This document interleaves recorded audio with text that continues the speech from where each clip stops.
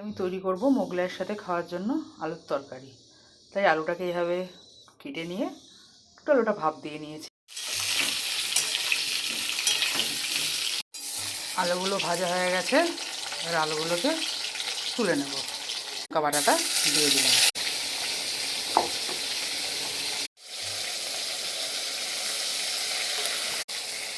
নুন দিচ্ছি, ধনিয়া পাউডার, এর মধ্যে একটু একটু কাশ্মীরি মির্চি দেবো, একটু কসুরি মেথি।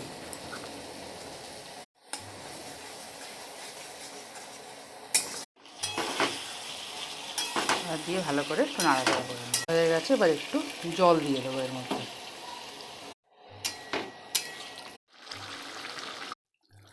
পরোটা, লুচি বা মোগলাই পরোটা খাওয়ার জন্য যে আলুর তরকারিটা ব্যবহার হয় সেটা আমার তৈরি হয়ে গেছে। রুটি বা এমনি পরোটা, লুচি বা মোগলাই